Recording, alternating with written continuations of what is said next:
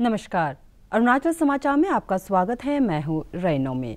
आइए बुलेटिन में सबसे पहले देखते हैं मुख्य समाचार।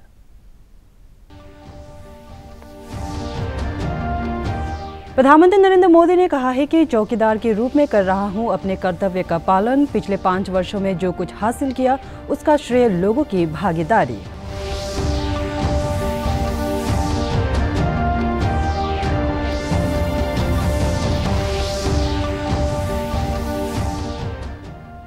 निर्वाचन आयोग ने मनरेगा योजना के तहत मजदूरी में संशोधन के केंद्र के अनुरोध को दी मंजूरी।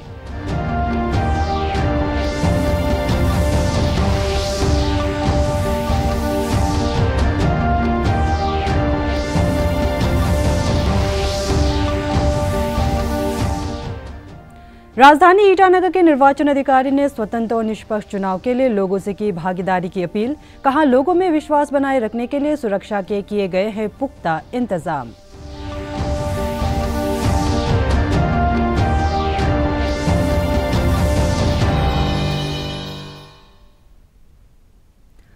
भारतीय जनता पार्टी के वरिष्ठ नेता और प्रधानमंत्री नरेंद्र मोदी ने कहा है कि वे चौकीदार के रूप में अपने कर्तव्यों का पालन कर रहे हैं। नई दिल्ली में वीडियो कॉन्फ्रेंसिंग के जरिए मैं भी चौकीदार कार्यक्रम के अंतर्गत देश भर में लोगों से संवाद करते हुए श्री मोदी ने कहा कि उनके सरकार ने पिछले 5 वर्षों में जो कुछ हासिल किया उसका श्रेय लोगों की भागीदारी को जाता है। प्रदेश भाजपा कार्यालय ईटानगर से कीपा मीत ने प्रधानमंत्री से सवाल पूछा कि अगले 5 सालों में पार्टी का एजेंडा क्या होगा और फर्स्ट टाइम वोटर के रूप में मैं भाजपा को वोट क्यों दूं? जी बताइए। आदरणीय प्रधानमंत्री नरेंद्र मोदी जी, जय हिंद। मेरा नाम कीपा मीत है। जय हिंद। मैं अरुणाचल प्रदेश से हूँ। सर, मैं फर्स्ट टाइम वोटर हूँ और इन चुनाव में फर्स्ट टाइम वोट डालने वाली हूँ। तो आपको मैं ये पूछना चाहती थी कि आपके अगले 5 वर्षों के लिए एजेंडा क्या है आपका और मैं भाजपा को वोट क्यों दूं? अरुणाचल प्रदेश एक ऐसा प्रदेश है, वहां देशभक्ति इतनी लबालब भरी हुई है। जय हिंद बोल करके आपका जैसे हम नमस्ते बोलते हैं या राम राम बोलते हैं, वो जय हिंद बोलते हैं। सबसे पहली बात है कि हम झूठे वादों से बचने का पूरा प्रयास करेंगे। तो मेरी इन सब पहले मतदाताओं से कहना है कि ये जो बातें करते हैं उनके ट्रैक रिकॉर्ड को देखिए। तो मैं आने वाले दिनों में दूसरा काम मेरा ये है कि देश को लूटने वालों के प्रति और ज्यादा कड़क होना, देश को $5 ट्रिलियन इकोनॉमी के क्लब में ले जाना है, एक बहुत बड़ी आर्थिक ताकत बनना है। देश की शिक्षा को ग्लोबल बेंचमार्क से जोड़ने की दिशा में हमने कदम उठाए। अब आने वाले 5 साल उसको भव्य इमारत के बनाने की दिशा में मुझे जाना है। कांग्रेस अध्यक्ष राहुल गांधी ने कहा है कि यदि कांग्रेस सत्ता में आई तो सबसे पहले गरीबी के खिलाफ सर्जिकल स्ट्राइक करेगी।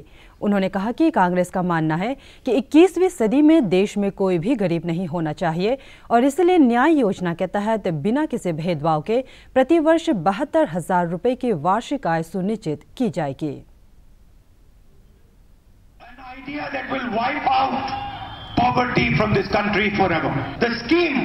The name Nyay, and we have called this scheme Nyay because it is going to bring justice to millions of Indian people. And the scheme, frankly, brothers and sisters, is very simple. We will identify the poorest families in every single state. We will identify the 5 crore poorest families in this country. And once we have identified these 5 crore poorest families, we will simply give them 72,000 rupees a year in their bank account. Nyay is a surgical strike on poverty. केंद्रीय गृह राज्य मंत्री किरण रिजिजू ने कहा है कि पूर्वोत्तर राज्यों में प्रधानमंत्री नरेंद्र मोदी के नेतृत्व में भाजपा और उसके सहयोगी दल लोकसभा सीटों पर जीत दर्ज करेंगे और हो सकता है कि कांग्रेस एक भी सीट ना जीते। ईटानगर में संवाददाताओं को संबोधित करते हुए श्री रिजिजू ने कहा कि उन्हें पूरा विश्वास है कि विधानसभा चुनाव के बाद भाजपा राज्य में पूर्ण बहुमत की सरकार बनाएगी। उन्होंने कहा कि एनडीए सरकार द्वारा राज्य में विकास के अनेक कार्य किए गए हैं। श्री रिजिजू ने कहा कि वर्ष 2014 में राज्य के करीब 60% गांव सड़क से नहीं जुड़े थे। मुख्यमंत्री पेमा खांडू के नेतृत्व में भाजपा सरकार ने राज्य में सड़क संपर्क की स्थिति में बहुत सुधार हुआ है। प्रोजेक्ट्स का चर्चा नहीं करूंगा, लेकिन मैं आपको इतना बताना चाहता हूं कि जैसे रोड सेक्टर में पिछले 50 सालों में जितना सैंक्शन अरुणाचल को मिला है, उससे ज़्यादा पिछले सिर्फ 5 साल में सैंक्शन हुआ है और उसमें लगभग 30% काम हो गया और 70% काम जो है या बिल्कुल तेज़ी से चल रहा है या टेंडर प्रोसेस में हो रहा है।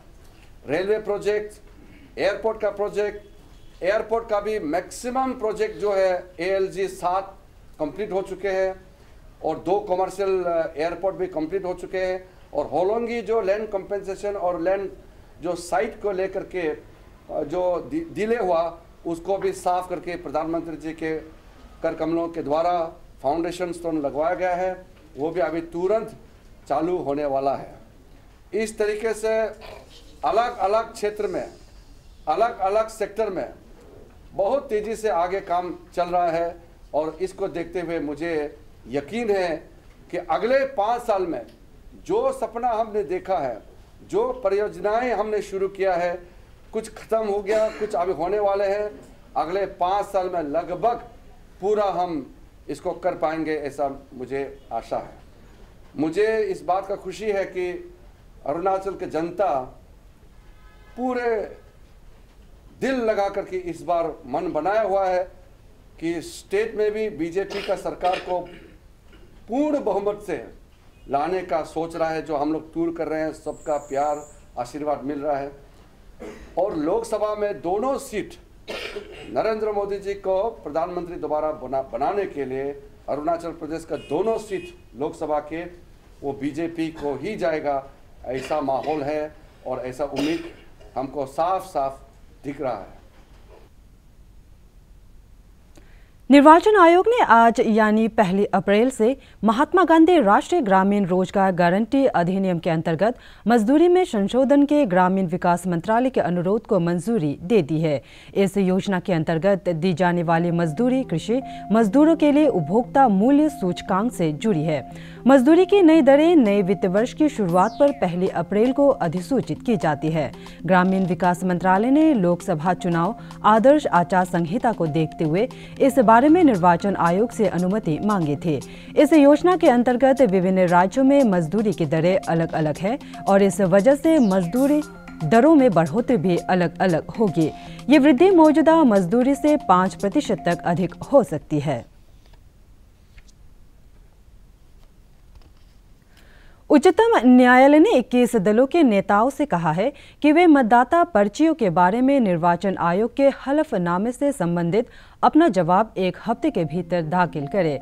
आंध्र प्रदेश के मुख्यमंत्री चंद्रबाबू नायडू के नेतृत्व में इन विपक्षी नेताओं ने अपनी याचिका में अनुरोध किया है कि वे प्रत्येक विधानसभा निर्वाचन क्षेत्र की कम से कम 50% मतदान मशीनों वीवीपैट की मतदाता पर्चियों की जांच की जाए।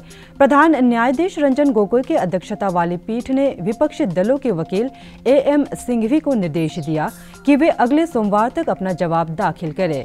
निर्वाचन आयोग ने पिछले शुक्रवार को न्यायालय से विपक्षी दलों की याचिका खारिज करने का अनुरोध किया था। आयोग ने अपने हलफनामे में कहा है कि विपक्षी नेता प्रत्येक निर्वाचन क्षेत्र के एक मतदान केंद्र की पर्चियों के गिनने की वर्तमान व्यवस्था को बदलने के बारे में कोई मजबूत तर्क नहीं दे सके। राजधानी क्षेत्र ईटानगर के निर्वाचन अधिकारी हिमांशु गुप्ता ने कहा है कि स्वतंत्र और निष्पक्ष चुनाव प्रक्रिया के लिए मतदाताओं का जागरूक होना जरूरी है। उन्होंने बताया कि लोग निडर होकर मतदान कर सके, इसके लिए मतदाताओं में सुरक्षा की भावना पैदा करने के लिए केंद्रीय अर्धसैनिक बलों की टोलियां फ्लैग मार्च करेगी। फ्री एंड फेयर इलेक्शन कराते हैं तो हमारी जनरेशन ही नहीं, नेक्स्ट जनरेशन पर भी इसका कितना पॉजिटिव इफेक्ट पड़ता है। Static surveillance teams, liquor monitoring teams लगाया है, उनका पर्पस यही है कि जितना भी इलीगैलिटी या फिर जिस ये इलीगल तरीके से मनी बांटा जाता है, लिकर बांटा जाता है, उसको हम पकड़ सकें। इसके अलावा इलेक्शन कमीशन ऑफ इंडिया और भी अलग तरीके यूज़ कर रही है, जैसे इंटेलिजेंस नेटवर्क्स, रेवेन्यू ऑफिसर्स को यूज़ करा जा रहा है कि बैंक के अंदर जो भी ट्रांजैक्शंस हो रहा है, हैवी ट्रांजैक्शंस, उनको भी इनकम टैक्स नोटिस दिया जा रहा है टू फाइंड आउट कि इस चीज़ को बंद किया जाए।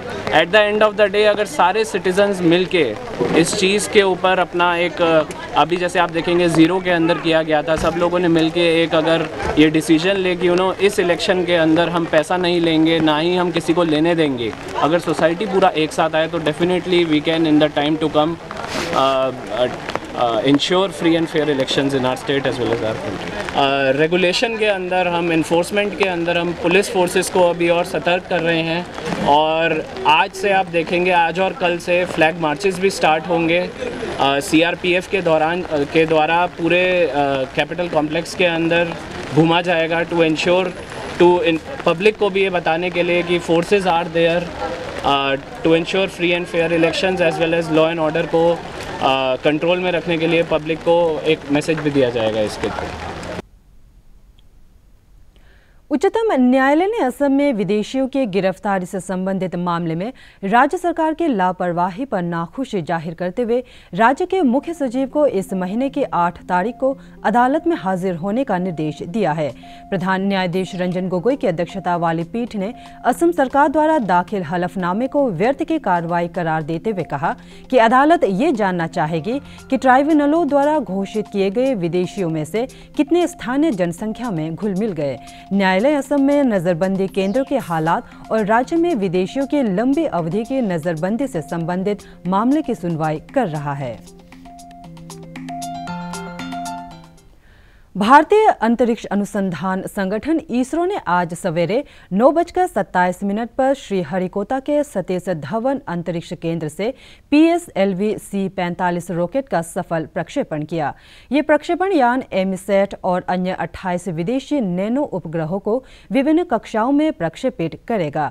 विदेशी उपग्रहों में अमेरिका के 24, लिथुआनिया के 2 तथा स्विट्जरलैंड और स्पेन के एक उपग्रह शामिल है। भारतीय अंतरिक्ष अनुसंधान संगठन इसरो के प्रमुख डॉक्टर सिवन ने आज के सफल प्रक्षेपण के लिए संगठन के वैज्ञानिकों और सहयोगी उद्योगों को बधाई दी है। वैज्ञानिकों को अपने संबोधन में उन्होंने कहा कि इस अभियान का 95% हिस्सा निजी उद्योग क्षेत्र से था। सिवन ने कहा कि आज के प्रक्षेपण के लिए पहली बार दर्शक दीर्घा की व्यवस्था की गई, जहां 1200 दर्शक मौजूद थे। अगली बार इस दीर्घा में 5000 लोगों की व्यवस्था होगी, जिसे धीरे धीरे बढ़ाकर 10,000 कर दिया जाएगा। दर्शक दीर्घा में कोई प्रवेश शुल्क नहीं होगा। डॉक्टर सिवन ने कहा कि मई महीने में विभिन्न राज्यों और केंद्र शासित प्रदेशों से 108 बच्चों के लिए संगठन में 15 दिनों का रिफ्रेशर कोर्स कार्यक्रम कराया जाएगा, ताकि अंतरिक्ष विज्ञान के क्षेत्र में उनकी रुचि बढ़े।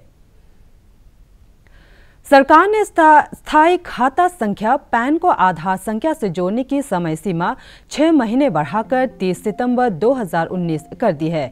पहले ये समय सीमा 31 मार्च तक थी। केंद्रीय प्रत्यक्ष कर बोर्ड CBDT ने एक बयान में कहा है कि ये फैसला मीडिया की उन खबरों को ध्यान में रखते हुए किया गया है कि 31 मार्च तक आधार संख्या से लिंक न होने की स्थिति में पैन अवैध हो जाएंगे। CBDT ने यह भी स्पष्ट किया है कि आयकर रिटर्न भरते समय आज से आधार संख्या का उल्लेख करना और उसे लिंक करना अनिवार्य है। अरुणाचल समाचार के आज के अंक में इतना ही। हम कल फिर हाजिर होंगे अरुणाचल और देश दुनिया के खबरों के साथ। आप देखते रहिए अरुण प्रभा। नमस्कार।